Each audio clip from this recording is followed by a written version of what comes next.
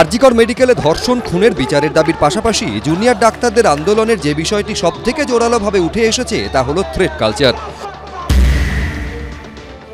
সমাজের কোন স্তরে এইরকম যাতে থ্রেট কালচার, দুর্নীতি যাতে না থাকতে পারে সেটা সুনিশ্চিত করাও কিন্তু আমাদের কর্তব্য। বিভিন্ন সরকারি মেডিকেল কলেজ থেকে সামনে এসেছে এই অভিযোগ। ভাইরাল হয়েছে শিরদাঁড়া দিয়ে ঠান্ডা স্রোত নামিয়ে দেওয়ার মতো হুমকির অডিও। মাথায় রাখিস, ঠিকঠাক না থাকলে তো রেজিস্ট্রেশনটা আটকে দেবো, এরকম আমার গ্যারান্টি দিস।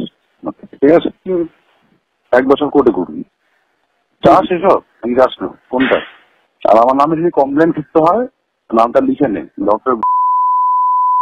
আবারও বললাম তোকে আমি, ঠিক আছে। তাৎপর্যপূর্ণ বিষয় হলো এই থ্রেট কালচারের অভিযোগের সঙ্গে যে নামগুলো জড়িয়ে গেছে তাদের অনেকের ক্ষেত্রে একটা বিষয় কমন, প্রত্যেকেই কোনো না কোনোভাবে তৃণমূল বা তাদের ছাত্র সংগঠন টিএমসিপির সঙ্গে জড়িত।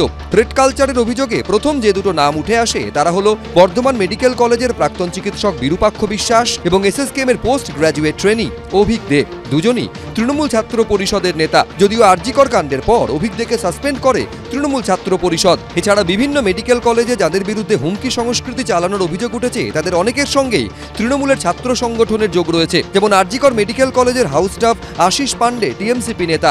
বৃহস্পতিবার এই আশিস পান্ডেকে ডেকে পাঠিয়ে জিজ্ঞাসাবাদ করে সিবিআই। এর মধ্যে আবার একটি ছবি ভাইরাল হয়েছে যেখানে তরুণী চিকিৎসকের মৃতদেহ উদ্ধারের দিন সেমিনার রুমের বাইরে প্রাক্তন অধ্যক্ষ সন্দীপ ঘোষ, প্রাক্তন উপাধ্যক্ষ সঞ্জয় বশিষ্ঠের পাশে দাঁড়িয়ে থাকতে দেখা যাচ্ছে আশিস পান্ডেকে।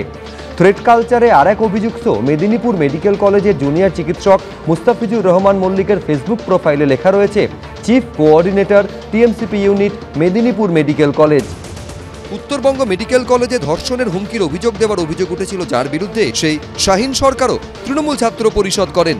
যতদিন ধরে সন্দীপ ঘোষ আরজিকর মেডিকেল কলেজের অধ্যক্ষ পদে আসীন ছিলেন ততদিন এই যে সন্দীপ ঘোষ ঘনিষ্ঠ ছাত্র যেমন আশিস পান্ডে টিএমসিপি ইউনিটের নাম করে ভয় দেখিয়ে বিভিন্ন ছাত্রছাত্রীদের বিভিন্ন পরীক্ষায় বারবার ফেল করিয়েছে এবং এই ফেল করানোগুলো এতটাই সুপরিকল্পিতভাবে করা হতো যে তাদের প্র্যাকটিক্যাল পরীক্ষায় ফেল করানো হতো যাতে তারা রিভিউ না দিতে পারে। এই প্রেক্ষিতে বিভিন্ন মহলে প্রশ্ন উঠছে, শুধু কাগজে কলমে কয়েকটা নির্দেশ দিয়ে কি মেডিকেল কলেজ থেকে থ্রেট কালচার নির্মূল করা যাবে, নাকি সেজন্যও দরকার আরেকটা সাফাই অভিযান? থ্রেট কালচার যেটা বলছি যেটা হচ্ছে যে একদম শাসক দলের, সরাসরি শাসক দলের হচ্ছে যে ঘনিষ্ঠ যে চিকিৎসক তাদের যে সংগঠন, ছাত্র সংগঠন, তারাই চালান। এটা একদম মানে ওপেন সিক্রেট। এই যে অভিক দে, থ্রেট কালচারের হচ্ছে যে পান্ডা বিরূপাক্ষ বিশ্বাস, তো সবাই জানেন কোন শাসকের দলের কোন নেতার ঘনিষ্ঠ, কোন বিধায়কের ঘনিষ্ঠ, কোন সাংসদের ঘনিষ্ঠ, সবাই জানেন।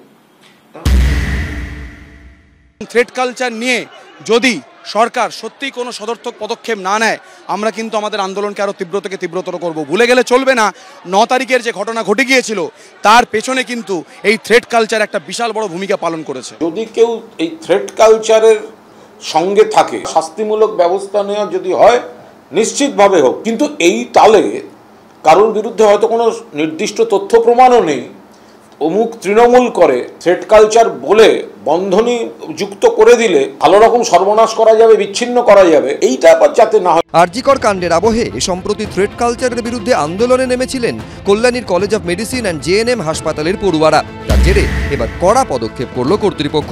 থ্রেট কালচার চালানোর অভিযোগে 6 মাসের জন্য বহিষ্কার করা হলো 40 জন পড়ুয়াকে। বহিষ্কৃতরা ন্যূনতম 6 মাস কলেজের ক্যাম্পাস, হস্টেল এবং হাসপাতালে ঢুকতে পারবেন না। যাদের নামে কমপ্লেইন জমা পড়েছে তাদেরকে সাময়িককালের জন্য এখান থেকে সাসপেন্ড করা হয়েছে। হোস্টেল, হসপিটাল এবং কলেজ থেকে ওদেরকে সাসপেন্ড করা হয়েছে। তো এবার পরীক্ষা দিতে পারবে, কিন্তু অন্যান্য কোনো কাজে ওরা আসতে পারবে না। বৃহস্পতিবারের বৈঠকে স্টুডেন্টস ওয়েলফেয়ার কমিটি ভেঙে দেওয়ার সিদ্ধান্ত নিয়েছে কর্তৃপক্ষ। পদ থেকে সরিয়ে দেওয়া হয়েছে সমস্ত ক্লাস রিপ্রেজেন্টেটিভদের। ঝিলাম করঞ্জাই, ব্রতদীপ ভট্টাচার্য, সুজিত মণ্ডল, এবিপি আনন্দ।